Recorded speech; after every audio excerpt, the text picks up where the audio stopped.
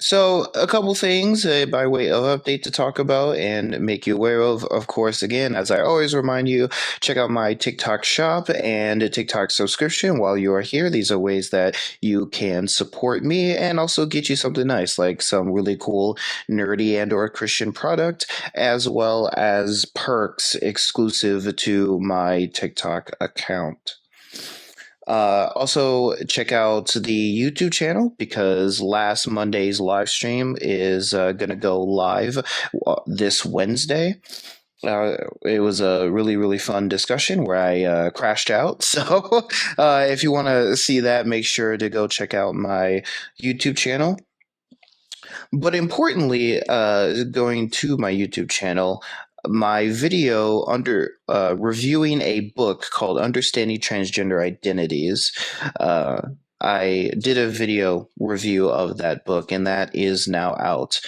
That was actually created a month ago as a class assignment, and I decided to make that assignment into a YouTube video. And I've been waiting basically in all of last month to post that video or for that video to premiere on my YouTube channel.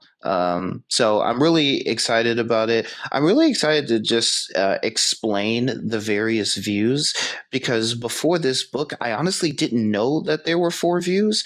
I just thought that there were two, and that my train of thought was actually doing something unique when it actually more closely aligned with one of the views in the book. So very interesting stuff there. Make sure to go check that out so we can, improve understanding, of course, and empathy between our various views and communities. That said, I'm also going to be releasing at least one video on related to the topic of men's mental health and men's health generally on my YouTube channel, and I'm also going to be releasing one on the Clyde Park Church and Nazarene YouTube channel. I'm currently their intern, and I help them improve and do their online content and ministry. So if you're interested in those topics, check out my YouTube channel and check out the Clyde Park Church in Nazarene for more on that. You can also check out my YouTube channel for membership opportunities and perks, stuff that you otherwise wouldn't get as a viewer of the channel. Just for general stuff, as you can probably tell already, there's going to be Pride Month and men's health content that is going to be published every day. So there's going to be one video on each subject released each day. So I would definitely encourage you to stick around as really, really important topics are going to be discussed. On honestly, both of which are personal to me in their own ways, different than other people, of course, but nonetheless. Did you have any updates or anything you'd like to make the people aware of? I do have a few videos I'm hoping to make up. Kevin, like the last slide, talked about how I wanted to make those psychology, Christianity videos. I made a little bit of progress on like how I want to like structure those. So hopefully I'll have a few of those coming out this week. We'll see. I've been like very slacking with that.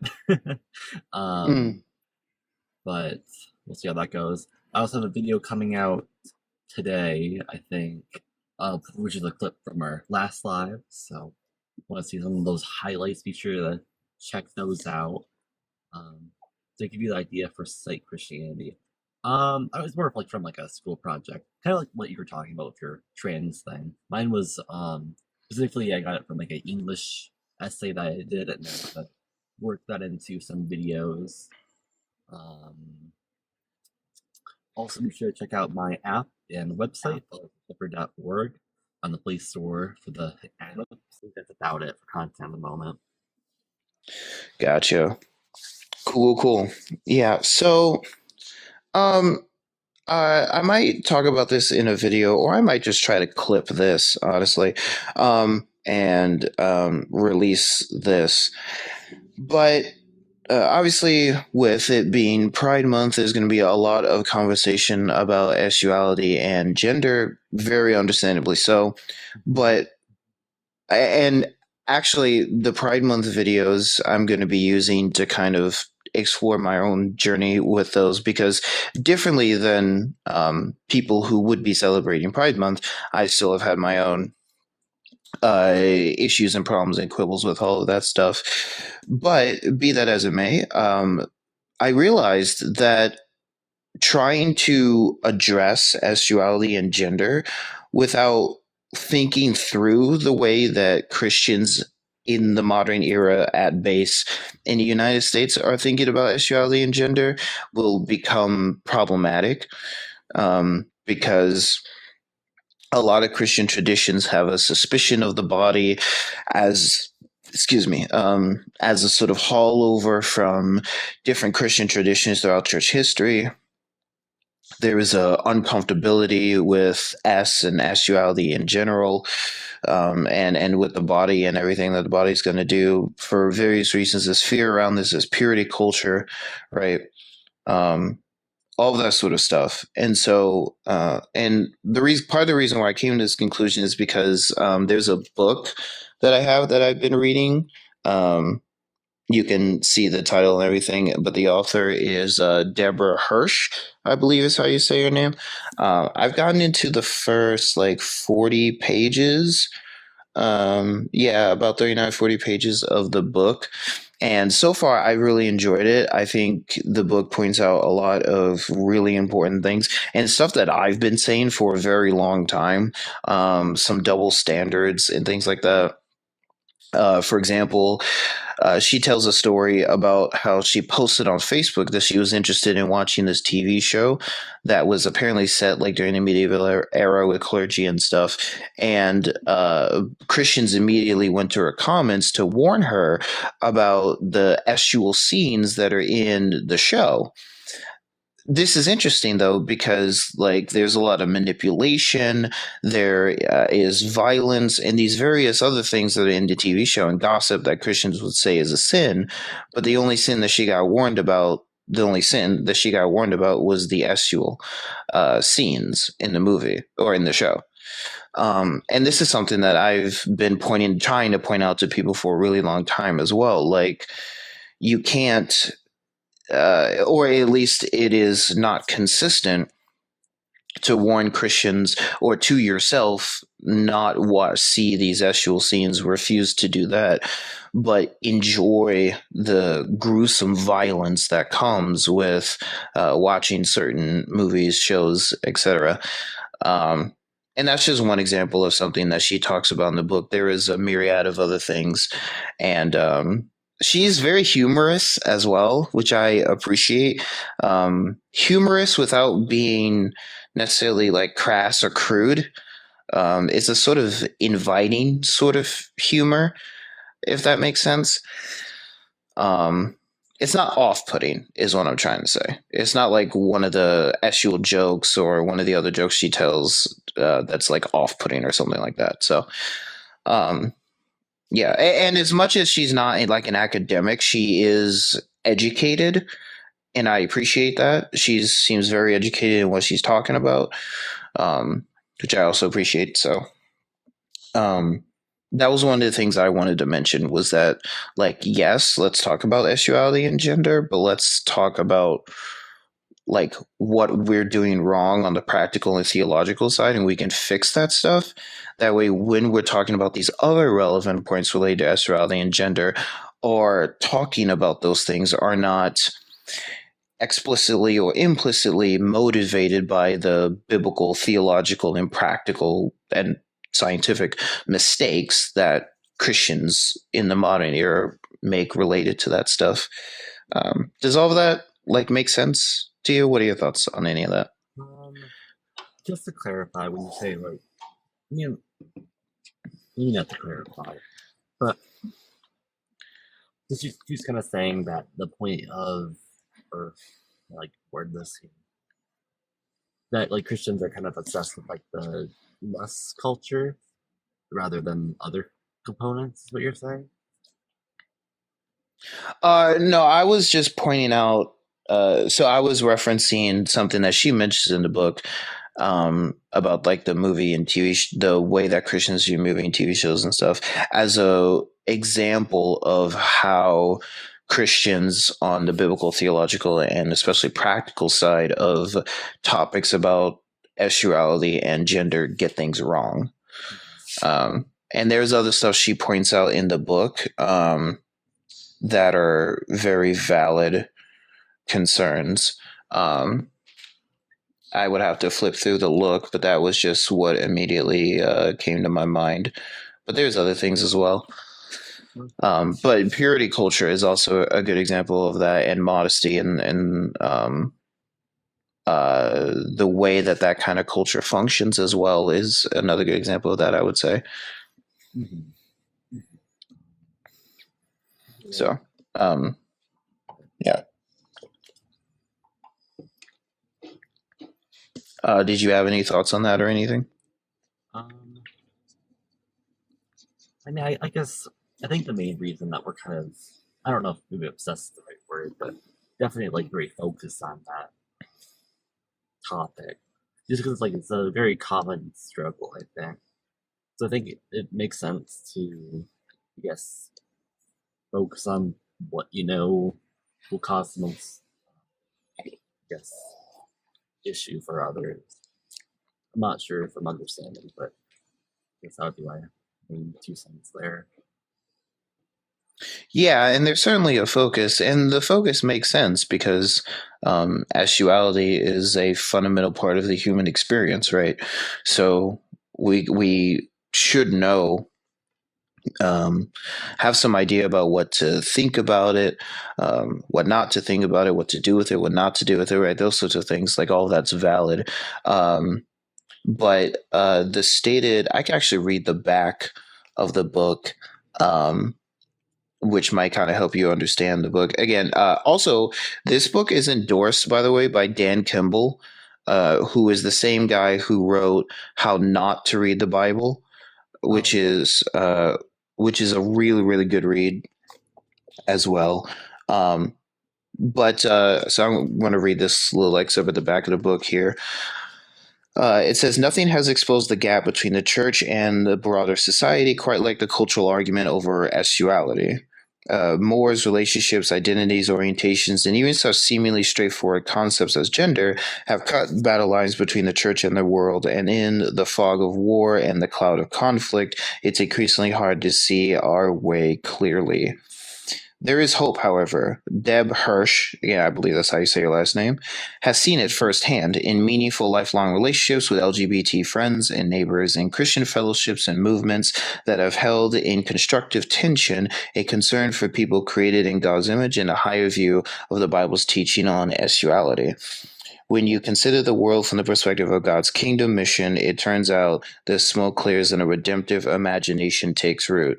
Read Redeeming S and discover a holistic biblical vision of S and gender that honors God and offers good news to the world.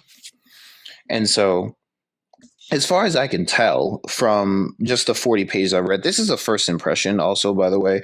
Don't take this as like a comprehensive review. But around in like the first 40 pages, this is exactly like the statement about what the book is trying to do at the back is exactly what I think she's doing very successfully. We need a redemption of the way that we're thinking about this stuff. That way we can approach other topics better. So, and people better. So that's my basic point with bringing this up. Yeah. Um, so I was curious, did you have any topic you wanted to touch on? Um, I guess my new topic I was thinking about going over is just since it is kind of June. I was curious, like, what do you think is the best way for Christians to kind of be respectful but not compromise when it comes to June? Uh, be respectful, but don't compromise. I mean, I would say be respectful. Um, I think Christians should probably use people's pronouns.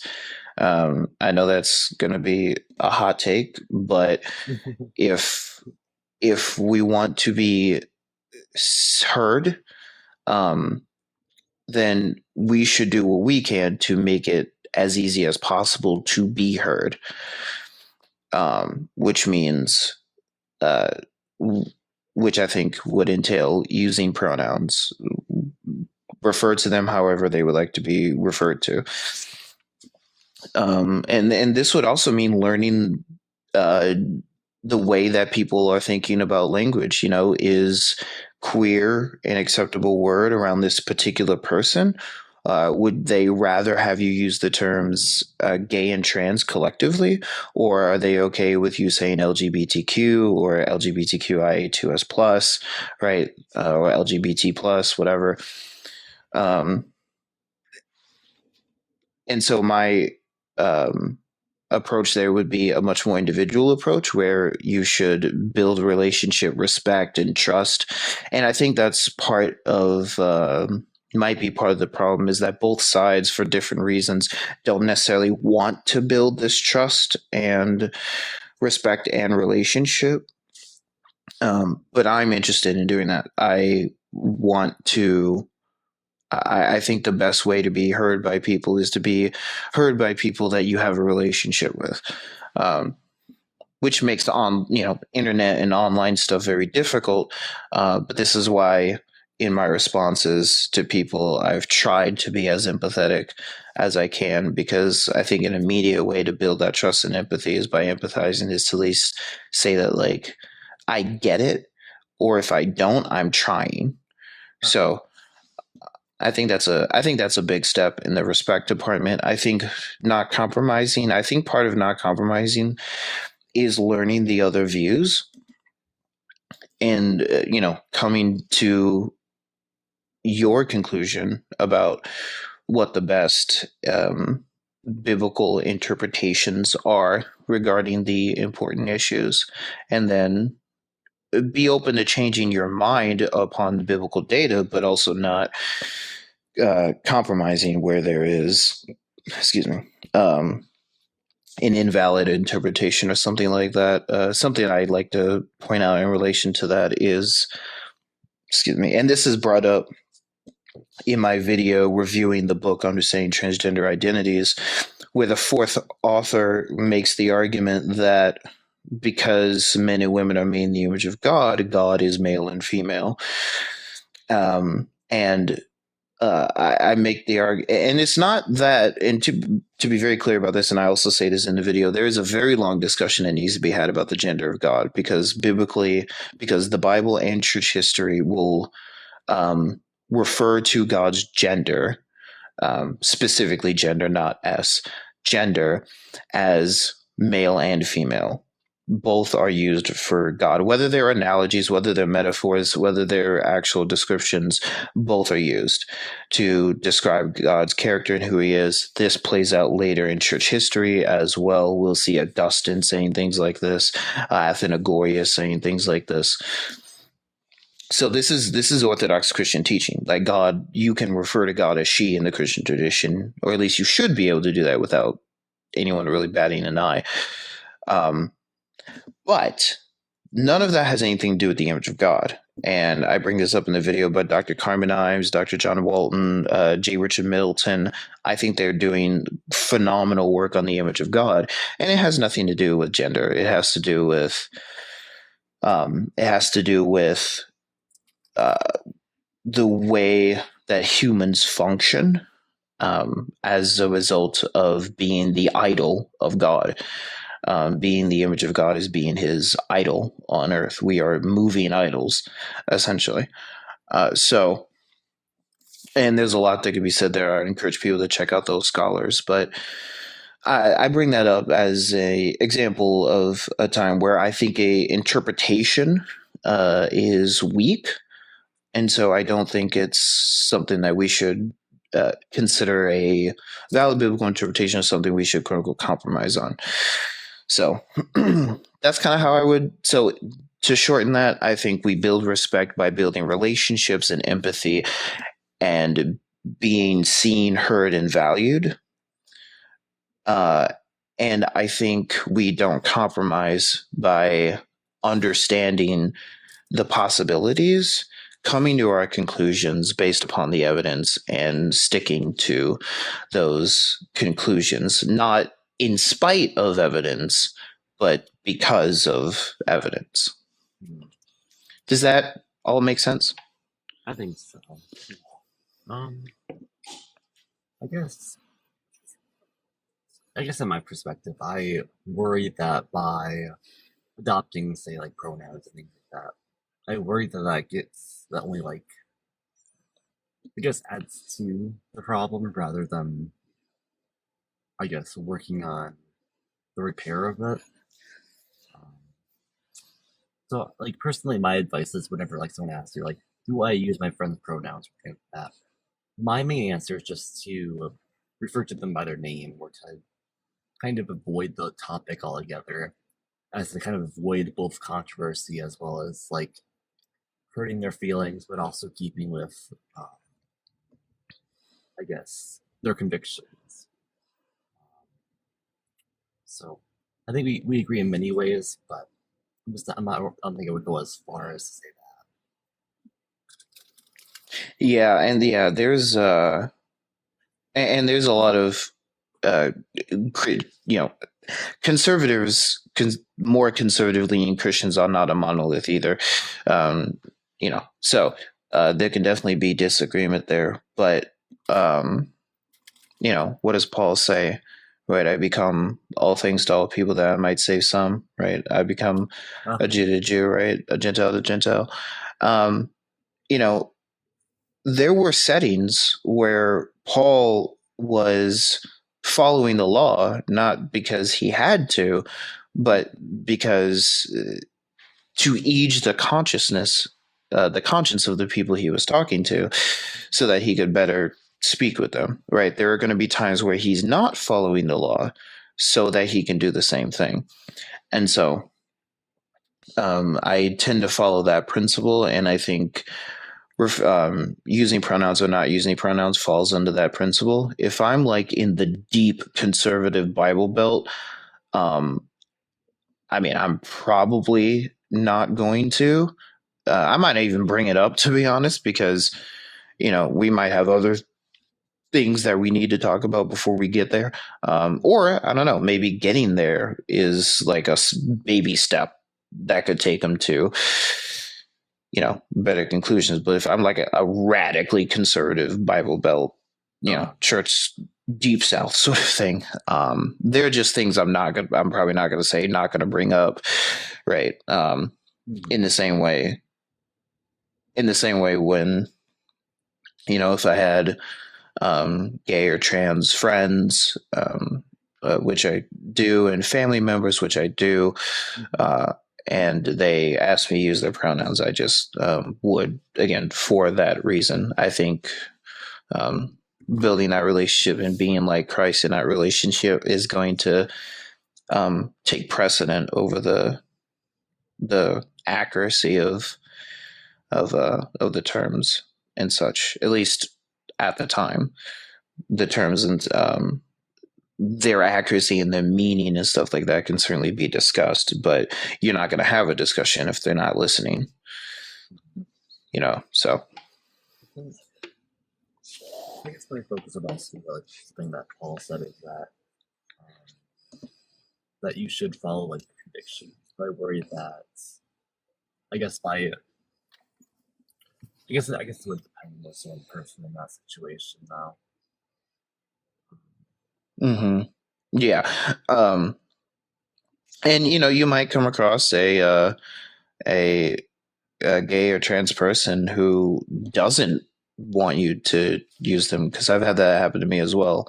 Mhm, Where they say, like, as much as in a sense I want you to use them, I also realize this would, you know, go against your views, and I think everyone has the freedom to uh-huh, express their views and opinions and how they wish, so long as they're not like actively physically harming another.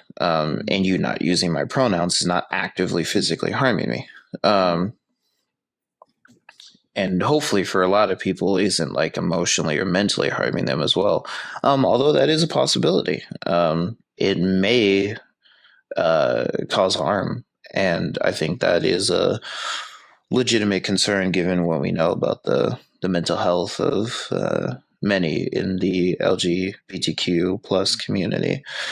Um, um, so, which also isn't to like engage in rhetoric about you know uh-huh. them being all mentally off or something, and that's why they're advocating for this. That's just silly rhetoric. But there are genuine concerns about their mental and emotional flourishing that should also be taken into consideration when deciding whether or not to use someone's pronouns. Given all of that, I'm motivated to do so. Um, and hopefully that'll be a gateway to have good conversations, and maybe they'll change their mind, or at least come away respecting uh, Christians better. Mm-hmm. So, but yeah, and on that topic, I would encourage everyone, by the way, to pray for people's mental health. Mm-hmm. I'm going to talk about this. I'm going to talk about this in other videos, but we know that men in the US have the highest rates of unaliving. Well, at least between men and women, they have the highest rates of unaliving. And LGBTQ plus people also have extremely high rates of unaliving. It might be the highest rates of any minority. Don't quote me on that, but it's high. Like, the fact that it's high is a problem. It doesn't matter how high. So the statistics are insane on both sides. So please pray for your men. Please pray for the mental and emotional health of men and gay and trans folk, because they need it. Obviously, everyone needs Jesus, right? But everyone needs holistic health, and everyone should be alive and be flourishing in their life. And unfortunately, for a lot of men and a lot of LGBTQ plus people, that's just not the case. So I would encourage people to make sure that they're praying for that this month, because it's going to be a hard month for a lot of people. A very hard month. My friend of mine told me a story about when she was teaching. She had a person come out to them as, I believe, bi, and I mean, nothing could happen as a result of that. Nothing positive, I should say, could happen as a result of that, because the parents didn't know, and this kid was afraid that if they told the parents that his physical safety would be at risk, couldn't tell really any of the teachers or staff, because of that same thing. There was concern about the physical well-being, especially after some of the things that were said to this kid, to the class in general, but the kid was in that class. So, it was honestly impressive that this kid came to my friend to express that. And this kid seems to have symptoms of anxiety and depression and other things related to that. And so unfortunately, there are a lot of people in that state. So yeah, just keep them in your prayers, men and LGBTQ plus folk alike. Mm-hmm. But yeah, did you have any other topics you wanted to talk about?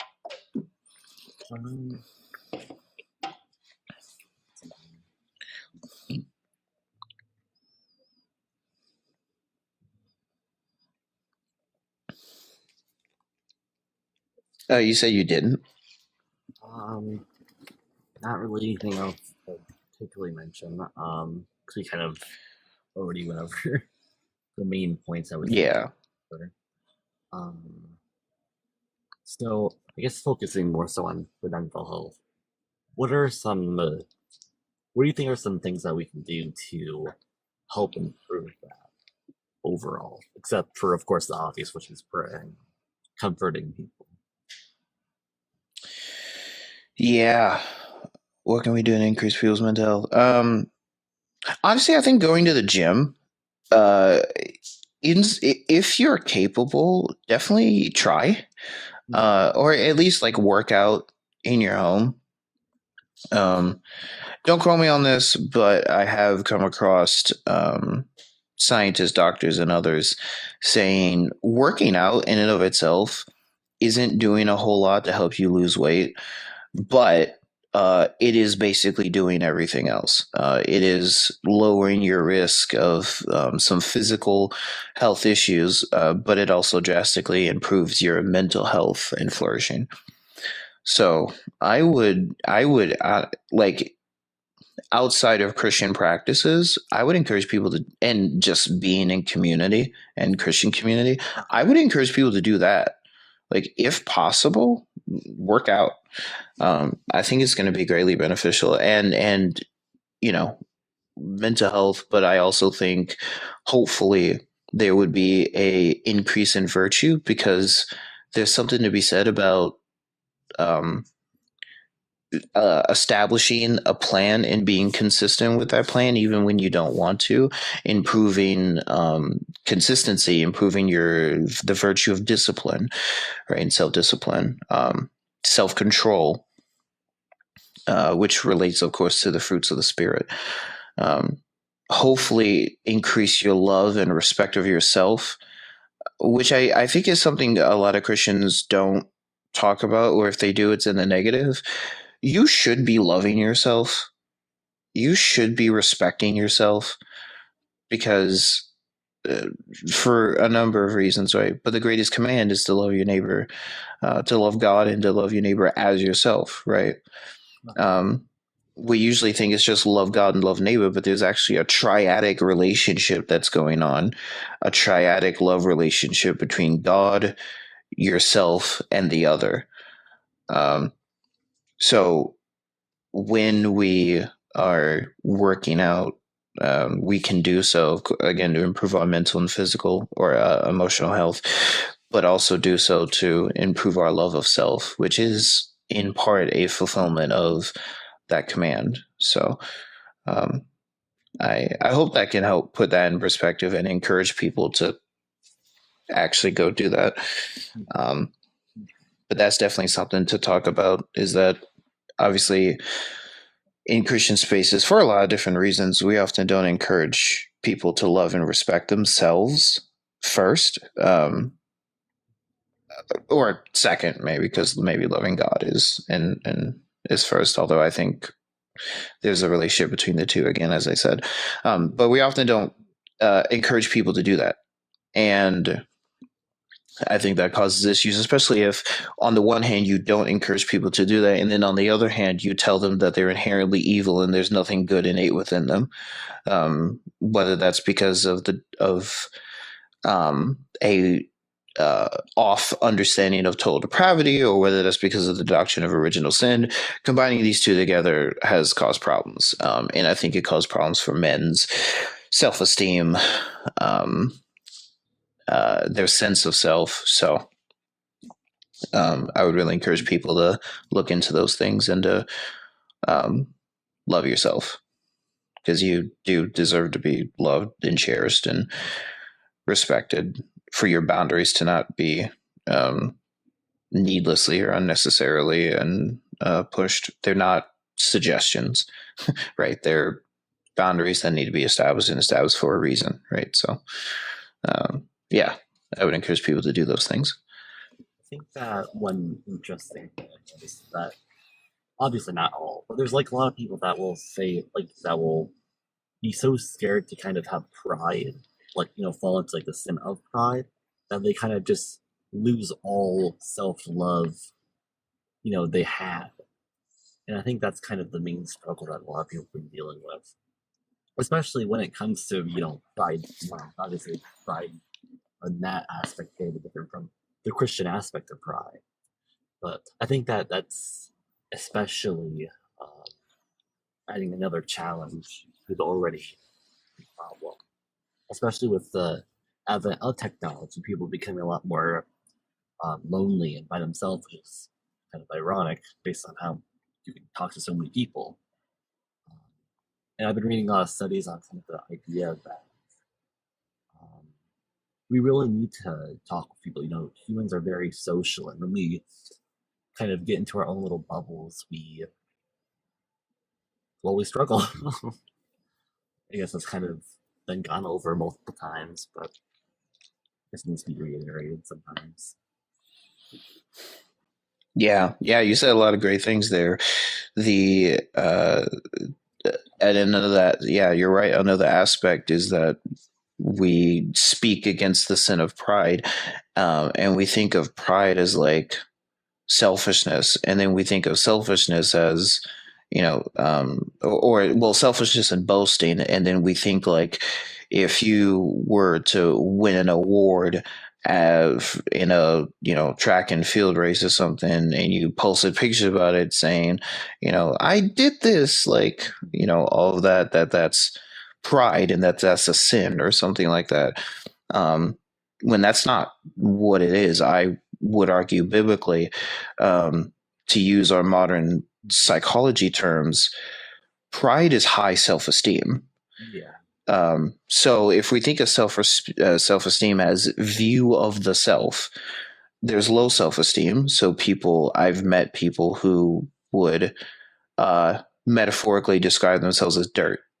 So, uh, and did not believe that they had any inherent value or worth to them. So that's low self-esteem. Yeah. High self-esteem is going to be, I'm definitely not dirt. I'm actually gold, baby. Like, you don't even know like how good I am. Like, narcissists tend to be they have high self-esteem. They have a grandiose sense of self. That's the fundamental component of narcissism. Um, which also isn't to say that all people who think highly of themselves are narcissistic, but it is a tendency of narcissism. So that's where that is.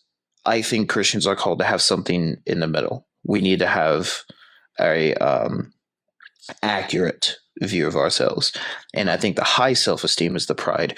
Unfortunately, a lot of Christians don't conceive of pride in that way, and you're right. It causes people to lose ironically, it caused them to have a low self-esteem, because I can't be happy about my accomplishments lest I become prideful. um so I think that's totally fair. And another good thing you said too, right, in relation to community, that we not just community, we need in-person community. 100%. Like, we need to be among our flesh and blood people. um And I would push that further. I think in the West, because of the modern and postmodern era, we have individualized so much that it's backfiring on us. We're now suffering the meaning crisis. We have extreme low, intense feelings of loneliness, and the internet, despite it bringing about an interconnectedness, is not currently helping us. It's actually, you're right, it's doing the opposite. But because of all that, it's influenced the way that we view relationships, um, because relationships serve the individual. And so if you're not being served in this relationship, you can abandon the relationship because it's not serving you, at least not now. Yeah. Right. It's a very individualistic picture, and we need to. It infects our biblical interpretation. Um, is the church the light of the world, or are you the light of the world? Right. Um, and that was actually talked about in one of my classes. My professor looked at the Greek, showed us the Greek and stuff, and was like, "Hey guys, uh, the church, like you collectively are the salt and light." Um, and so this is a real problem, and you're right. It's definitely affecting our mental and emotional health as well, because we're not, being around people. We're not sticking with people through the good and bad, because once the bad times come, they're no longer, helping me. And if they're not helping me, then what use do I have for them? It's Yeah. very scary. We've even found that from studies I've read is that even like romantic relationships have been, which is ironic again with all the dating apps, but they've been decreasing significantly. People aren't getting in long time relationships at all. They'll have that short Mm. buzz where they'll have those, what are they called, situationships and things like that, or things like that. But there's no commitment anymore, because if they don't like them, they can just swipe and never see this person again. It's a really Yeah, ironic dynamic. yeah, yeah, absolutely. It really is a both Mhm. um, and it's causing issues for sure.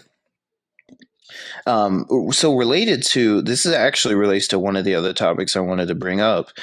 This is one of the reasons why I love Dungeons and Dragons.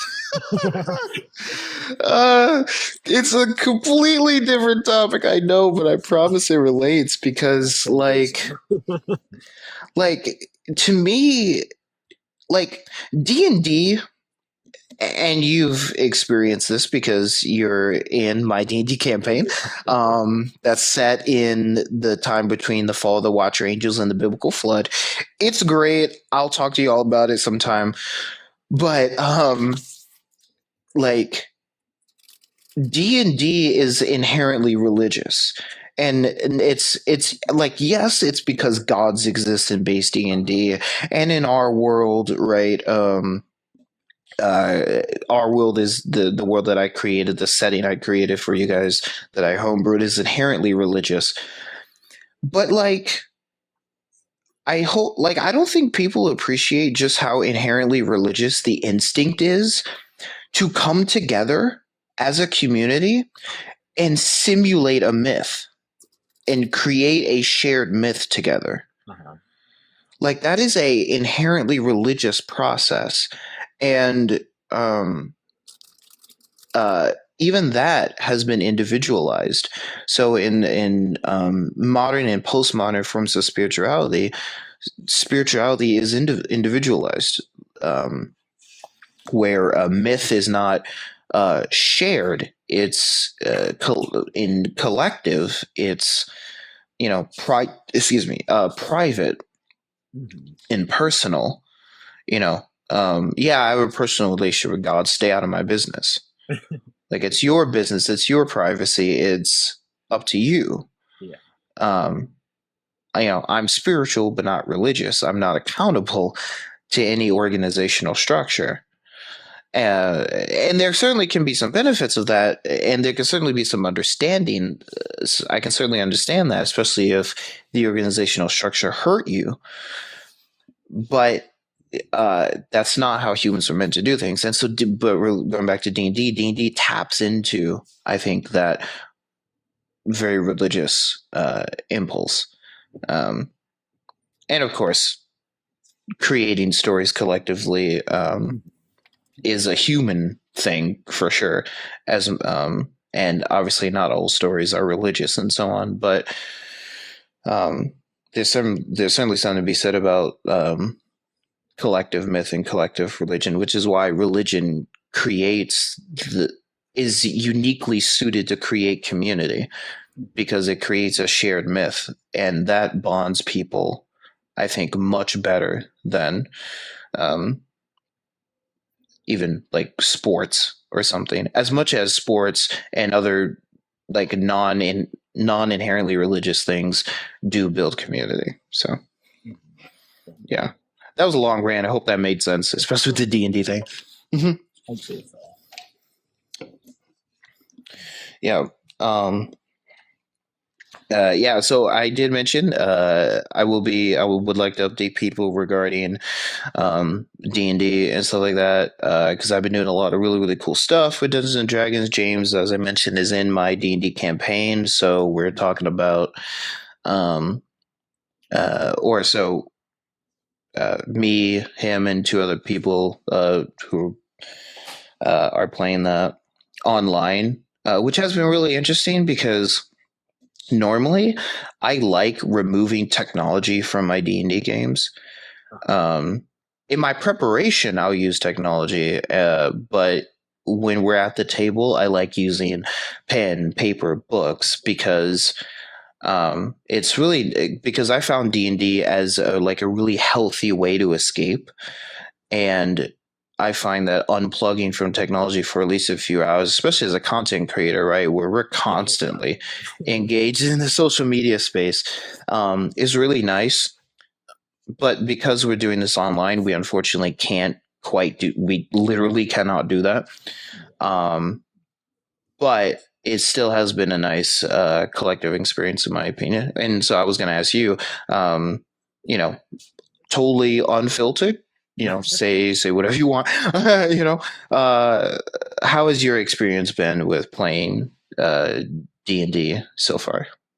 I mean, I've really enjoyed it. It's just I love that kind of idea of like just completely just avoiding all your problems and just kind of like saying like what how would this character react in this situation, not how I would act, like how I don't know, because I'm a very like I guess closeted person. I'm not very like out there, so I can kind of Mm-hmm. adopt this kind of persona of oops, this other person. I guess I find that like really really refreshing in a way. Um, but it's yeah, Yeah, what, it's cool.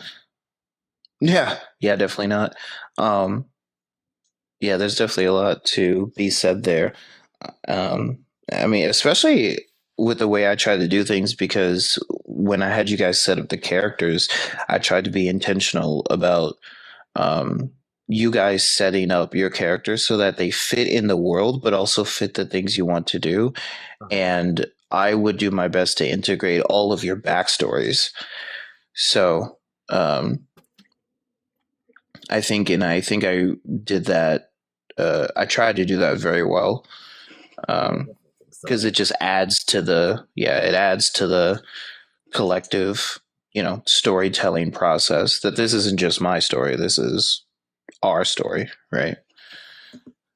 You're really good at like playing at like very minor details that like we might not like think of at first, but then like we really think about it, like you're like, oh yeah, I should, be kind of interacting that way, or I should be like, thinking about like different aspects. But I try.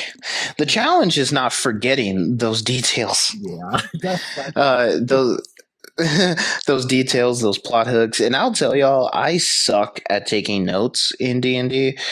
So but I need to do yeah. better at that. Um, but yeah. So did you have any other questions, topics, anything like that you wanted to talk about? Not nothing else, honestly. Gotcha. All right. Um, so have I like glitched or done anything weird since you've turned your camera off? Like at first it was glitching a little bit, but it's pretty good now. Um, And has been since we came back, yeah, it's been basically. fairly good. Okay. Because I wonder, I don't know if that was the issue. I don't know what it is. I feel like TikTok just in general has been doing this. Yeah. Um, I think next week I might try to use the Jack computer. Uh-huh.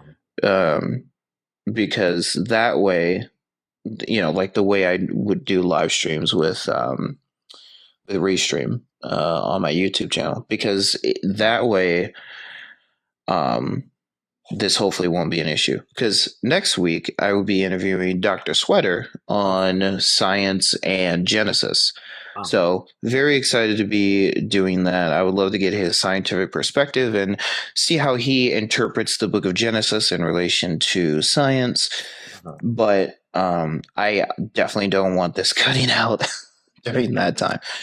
Um, It might have just been like so, me, my side, because like for like the past few lives I've been doing it like at a coffee place. So maybe it's just like my campus has Wi-Fi where I am. That's my best guess. I'm not sure. I don't know. Has TikTok been glitching for you in general lately? Mm, I mean, there's been Because I like would say it minor has been for glitches. me. Like like yesterday I was trying to use TikTok to I don't know, I guess watch videos or something. I don't know. But it was like it wasn't like fitting on my screen. Is the best way I can explain it. Like Oh, it interesting. was like off a little bit. It was weird. Um, Gotcha. Mine keeps crashing out. Like as much as I joked about crashing out in our last yeah, stream, like right. I literally just got a notification like while the live stream was messing up today that Uh-huh. TikTok crashed. Ooh. So yeah, I don't know. I Hmm. don't know what that was about, but yeah, I might try through Restream and see how that works.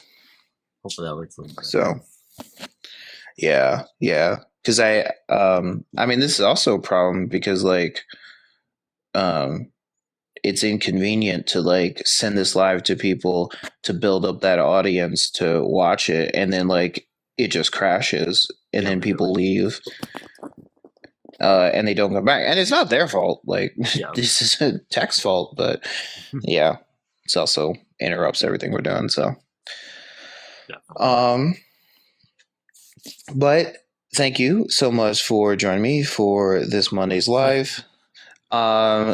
Everyone tune in for next Monday's TikTok live stream because I'm going to be interviewing a scientist, Dr. Sweater, as he's known here on TikTok, to talk about science and its relation to the book of Genesis and how he interprets Genesis. So, hope you guys tune in for that.